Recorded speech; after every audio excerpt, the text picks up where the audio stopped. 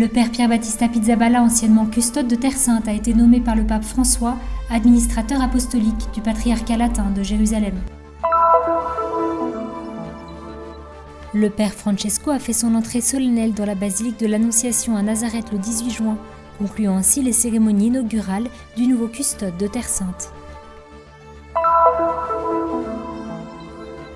La 13e prière extraordinaire pour la réconciliation, la paix et l'unité s'est tenue dans l'église de l'exarcat patriarcal maronite de Jérusalem, le jour même où l'église orthodoxe célébrait la Pentecôte. Un groupe de franciscains du Brésil s'est rendu en Terre Sainte pendant 2 semaines, un voyage pour redécouvrir leur appel, reçu il y a 25 ans. La présence des chrétiens dans la grande ville palestinienne de Ramallah, située à 16 km au nord de Jérusalem, retour sur l'une des villes qui figure parmi les plus multiculturelles et religieuses des territoires. Les airs du célèbre opéra de Giuseppe Verdi en bande sonore de la ville sainte, à l'occasion du Jérusalem Opéra Festival. Du 22 au 24 juin, la ville a vécu au rythme de la musique.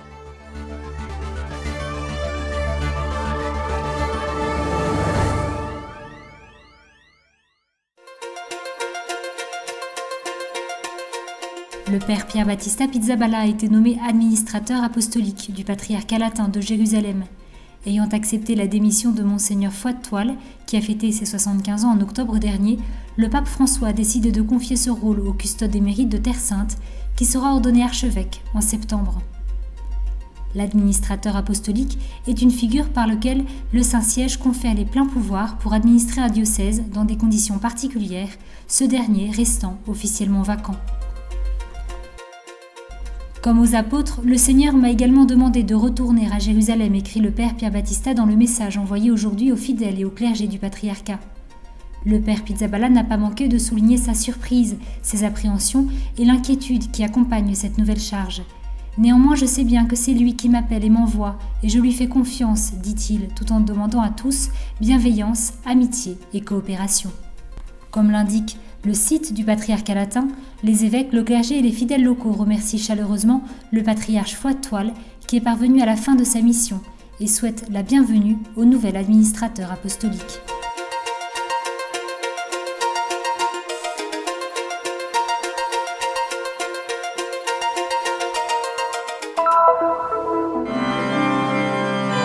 La basilique de l'Annonciation à Nazareth a accueilli pour la première fois le nouveau custode de Terre Sainte, le père Francesco Patton.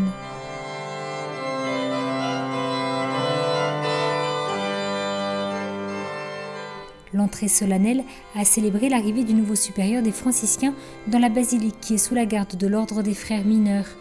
Ce sanctuaire est parmi les plus importants pour la foi chrétienne en tant que lieu sacré où la parole de Dieu s'est faite chair.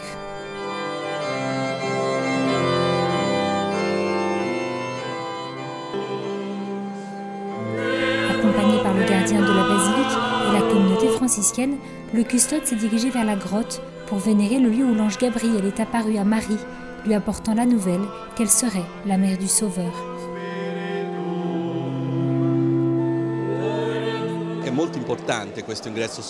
Cette entrée solennelle du custode père Francesco Patton à Nazareth est très importante, car ce lieu est celui de l'incarnation, c'est le lieu du oui de Marie, un lieu où a vécu la Sainte Famille. Ainsi, ce lieu est très important pour l'Église, mais aussi pour les chrétiens de Nazareth. Les chrétiens de Nazareth, avec cette entrée, se trouvent confirmés dans leur foi. Les autorités civiles et les dirigeants des autres églises chrétiennes orientales étaient présents pour cet événement, aux côtés des communautés religieuses œuvrant à Nazareth et des chrétiens arabes locaux, venus nombreux pour accueillir le nouveau custode.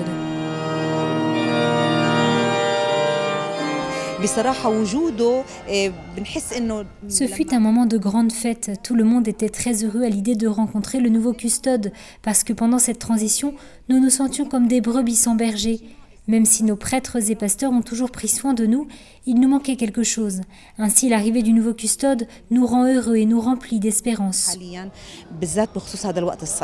C'est une bénédiction pour toute l'Église et surtout pour notre terre, parce que le custode est le représentant de Saint François en Terre Sainte, en charge de la garde des lieux saints et de guider l'Église de ce pays. C'est pourquoi c'est une immense grâce qui nous est accordée aujourd'hui.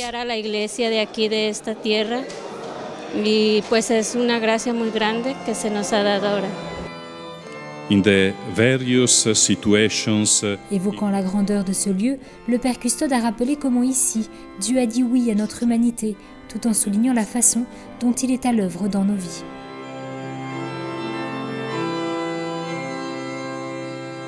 It is God who takes the initiative. It is He who loves us first. C'est Dieu qui prend l'initiative, c'est lui qui nous aime le premier, c'est lui le protagoniste, même lorsqu'il nous appelle à collaborer à son projet en nous confiant une mission, qu'elle soit grande ou petite. Whether it is big or small. À Nazareth, le Père Patton a conclu la série de cérémonies marquant son entrée en tant que custode de Terre Sainte. Ce n'est que le début de sa nouvelle mission. Et adesso comincia. Maintenant, nous pouvons dire que commence vraiment ma mission. Le prochain événement important pour nous franciscains de Terre Sainte sera notre chapitre du 4 au 14 juillet, au cours duquel nous allons voir comment la custodie et les frères de la custodie ont vécu ces 3 dernières années, avant de chercher ensemble à comprendre ce que le Seigneur nous demande pour l'avenir. Pour moi, actuellement, la chose la plus importante est de me mettre à l'écoute des frères de la custodie de Terre Sainte, à l'écoute de la communauté, à l'écoute de cette réalité qui est certes complexe, mais qui est en même temps extraordinairement fascinante.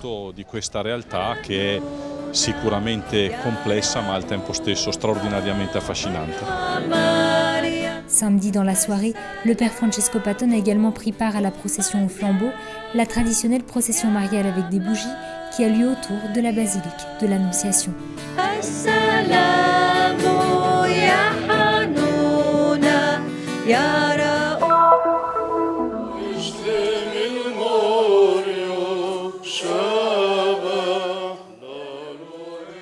Nous sommes venus aujourd'hui pour entendre la parole de Dieu et célébrer l'Eucharistie pour toutes les églises chrétiennes, pour ouvrir nos cœurs et nos esprits à l'œuvre de l'Esprit Saint et écouter son inspiration, lequel nous invite à incarner le sens de cet événement. C'est sur ces mots dans la petite église, comble ce jour-là de l'exarcat patriarcal maronite en plein cœur de la vieille ville de Jérusalem, que l'archevêque maronite, Monseigneur Moussa El Haj, a accueilli dimanche 19 juin, jour de la Pentecôte pour les églises orientales, les représentants religieux des différentes églises locales et les fidèles réunis pour la 13e édition de la prière extraordinaire de toutes les églises. Il y a quelque chose de spécial aujourd'hui parce que nous avons prié le jour de la fête de la Pentecôte, 50 jours après la résurrection. Nous avons prié selon le calendrier orthodoxe ici à Jérusalem, une prière dont le sens est d'autant plus fort que le Saint-Esprit est descendu sur les apôtres ici, à 100 mètres d'ici, près de nous, au Cénacle, tandis que nous nous trouvons seulement à 100 mètres du Saint-Sépulcre. Les ramchos, les vêpres en syriaque, ont été marqués selon les coutumes et les spécificités de l'église maronite par un rite qui a rassemblé les présents dans l'unité, dans une succession de chants, de lectures et de prières.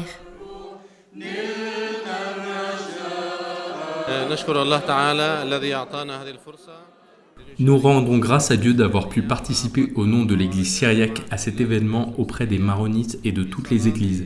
Je prie pour l'unité, le pardon, l'amour et la paix, en particulier en ce jour de célébration, celle de la Pentecôte, qui est une fête qui nous rassemble. Dieu, aujourd'hui, par le Saint-Esprit, nous a tous réunis ici pour prier pour notre unité, pour nous ramener aux origines, au temps des disciples, à l'époque où ils se réunissaient dans l'amour et l'unité. Ce fut une prière d'action de grâce, une méditation en présence de toutes les églises. Aujourd'hui, nous avons prié Dieu de tous nous rassembler dans l'unité et un jour en une église unique. Le rite de l'adoration du Père, du Fils et du Saint-Esprit, qui a pris fin avec l'aspersion de l'eau bénite sur les fidèles, sur le toit de cette église magnifique, à genoux devant la basilique de la Résurrection, a uni les présents en une seule pensée, un seul cœur et une seule action. Un événement pour lequel Jérusalem était en communion avec le reste du monde grâce à la transmission en direct diffusée en différents pays. We had an extremely beautiful ceremony on the day of the Orthodox Pentecost. Nous avons eu une cérémonie exceptionnelle et très émouvante en ce jour de la Pentecôte orthodoxe avec un rite de conclusion très simple. Nous nous sommes agenouillés devant Dieu pour demander au Saint-Esprit de nous changer. Nous avons vu nos chefs religieux s'incliner et nous de même avec eux devant le Saint-Sépulcre. Je pense que c'est une image extraordinaire qui résume bien ce que cette prière est censée exprimer. Nous appeler tous à la miséricorde. A call to people for mercy. Ce jour-là, a souligné l'archevêque maronite, l'Esprit, à travers les paroles du pape François, nous invite à lire les signes du temps.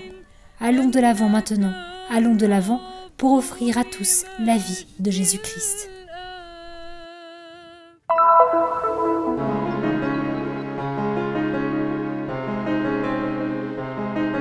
Quelques franciscains du Brésil ont fait un voyage de 2 semaines en Terre Sainte, une occasion de raviver leur appel reçu il y a 25 ans.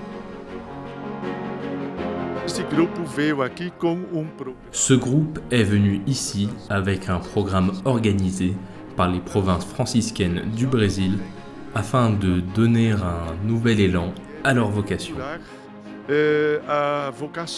O motivo central, aquilo que o Frei Geraldo já disse, La principale raison de ce voyage est d'offrir aux frères de toutes les provinces du Brésil un pèlerinage pour les religieux franciscains afin de renouveler et de donner un nouvel élan à la vocation qu'ils ont reçue il y a 25 ans. a vocacional que fizeram há 25 anos atrás. Il en est d'une expérience profonde, celle de toucher les lieux saints. Une expérience faite de moments de prière, de silence et de visite au sanctuaire.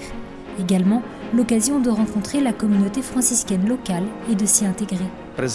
La présence des franciscains en Terre Sainte a commencé il y a 800 ans, grâce à Saint François, qui est venu ici en pèlerinage en 1219. La custodie de Terre Sainte est depuis toujours très spéciale, parce que c'est une communauté de frères qui ont différentes origines et viennent de différentes parties du monde. L'occasion d'être renouvelé dans la foi pour ceux qui sont déjà venus en Terre Sainte, mais plus encore pour ceux qui y viennent pour la première fois.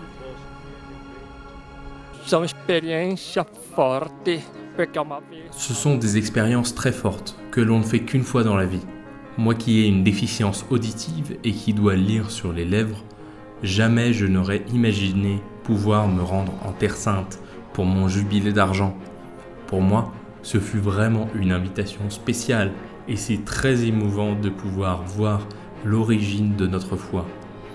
Être là où Jésus a marché renouvelle ma foi. Je ne reviendrai pas au Brésil comme j'en suis parti. Je serai un homme nouveau, un nouveau chrétien. J'espère que beaucoup d'autres pourront venir ici sans attendre 30 ans comme moine ou 25 ans. Plus tôt nous venons, mieux c'est. Cela est vrai aussi pour les chrétiens des autres groupes ou communautés. Ce serait un grand bien si tout le monde pouvait venir ici. En effet, notre foi à tous ne serait plus la même qu'avant. Elle en serait renforcée.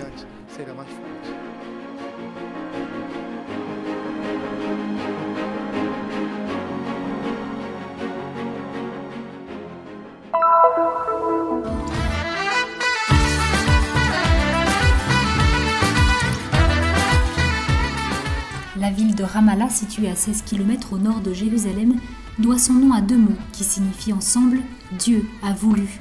Elle se caractérise par une population en croissance rapide en raison d'une migration interne venue des zones rurales et des autres villes. Grâce à l'augmentation des possibilités de travail offertes aux habitants, la ville compte déjà plus de 200 000 personnes selon le Bureau des statistiques palestinien. En constante mutation, Ramallah continue à attirer les immigrants chrétiens des régions du nord, de la Cisjordanie. Depuis les temps anciens, les chrétiens y ont trouvé un lieu approprié pour s'établir. La ville compte 5 églises de différentes confessions, manifestant la présence chrétienne, et diverses écoles accueillant des étudiants chrétiens et musulmans.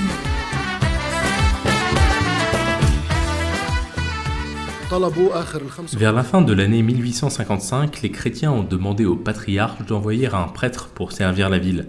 Ensuite, une école a été fondée et en 1857 a été créée la première paroisse de la région de Ramallah. L'église a pris le nom de la Sainte Famille en mémoire de l'épisode biblique durant lequel la Sainte Famille est passée par cette ville, lorsque Marie a découvert que Jésus n'était pas avec eux et qu'elle est retournée avec Joseph à Jérusalem pour le chercher. Parmi les églises, celle de Saint-André, appartenant à l'église anglicane à Jérusalem et au Moyen-Orient. Notre église est belle parce qu'elle est d'un style palestinien ancien. Les pierres avaient été recouvertes d'une couche de béton, mais il y a environ 10 ans, nous avons décidé de retrouver la pierre ancienne. Nous notons aussi qu'il y a 2 styles architecturaux différents, un style palestinien au niveau de la structure interne de l'église et un style anglais dans les arcs.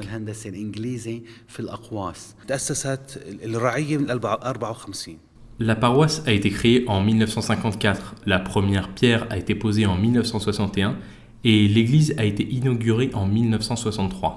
Historiquement, je suis le 5e pasteur. Pendant tout ce temps, l'église a fait l'objet de continuels travaux et développements. Les vitraux ont été rénovés en 1984 et racontent l'histoire de la création. L'église de la Transfiguration des Grecs orthodoxes est la plus ancienne église de la ville. Ils ont décidé de construire une grande église qui a été terminée et ouverte en 1850. Elle s'appelle ainsi parce qu'à l'époque il n'y avait pas d'église sur le mont Tabor pour célébrer la fête de la Transfiguration, alors que les chrétiens venaient ici des villages et des villes avoisinantes pour célébrer la fête. L'église grecque catholique melkite est une église orientale qui appartient depuis ses origines à l'église orthodoxe arabe dont le siège est à Damas. Ramallah se distingue des autres villes palestiniennes par la richesse de son activité et l'importance qu'elle accorde à la communication et aux médias de masse. La majorité des journalistes et écrivains qui sont rentrés en Palestine après avoir vécu à l'étranger vivent en effet ici. La ville est également le siège de différentes représentations diplomatiques et de nombreuses institutions non gouvernementales, lesquelles contribuent à un grand dynamisme à tous les niveaux.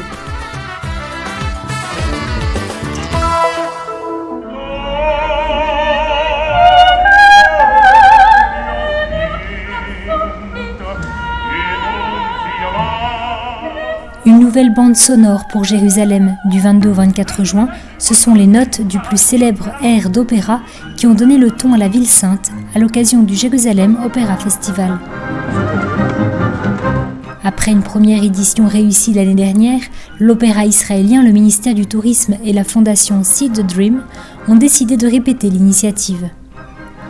There is no opera in Jerusalem. Il n'y a pas d'opéra à Jérusalem, il y en a seulement un à Tel Aviv et je pense qu'il est très important pour nous de sortir de Tel Aviv pour aller ailleurs et bien sûr à Jérusalem, qui est le premier endroit où nous voulons apporter plus de culture, une forme particulière de culture, comme celle de l'opéra.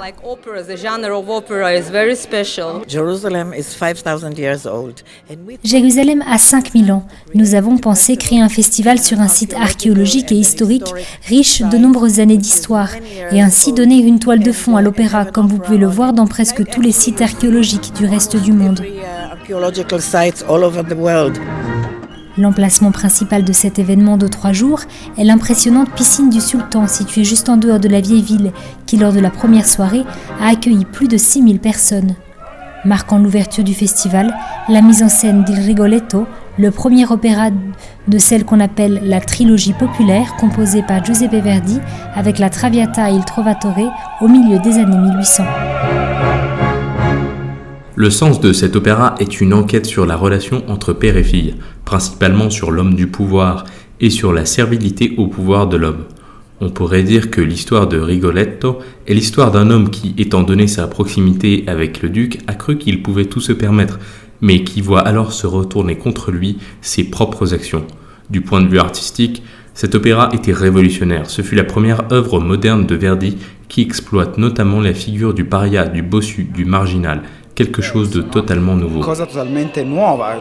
Ce qui rend tout à fait unique cet événement est son caractère international. Des sous-titres en anglais et en hébreu sont projetés pour suivre l'opéra chanté en italien. Et la musique est exécutée par l'Orchestre symphonique de Jérusalem, le chœur de l'opéra israélien, avec des solistes et des artistes venus du monde entier et d'âges très différents. L'histoire de Rigoletto et le drame profondément humain qu'elle met en scène véhiculent ainsi un message actuel et universel.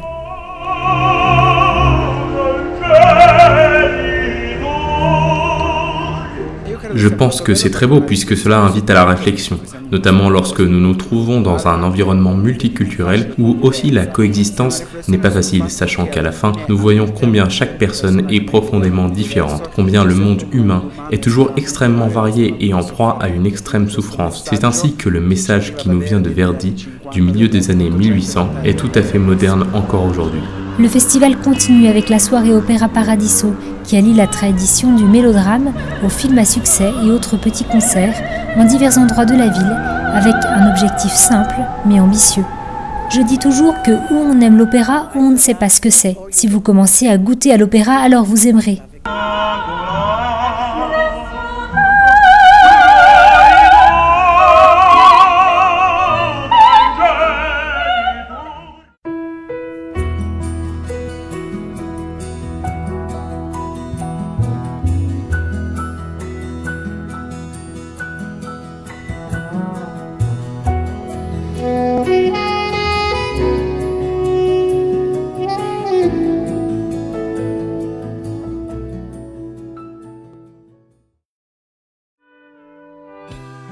Le Terra Santa News est une production du Christian Media Center situé à Jérusalem, en Terre Sainte. Pour plus d'informations à propos du Terra Santa News et du Christian Media Center, vous pouvez consulter notre site web en bas de cet écran. Vous serez également en mesure de souscrire à notre newsletter, d'apprécier des vidéos en direct de la Terre Sainte, ainsi que de visiter nos pages Facebook et YouTube et nous suivre sur Twitter. Venez visiter le site du Terra Santa News.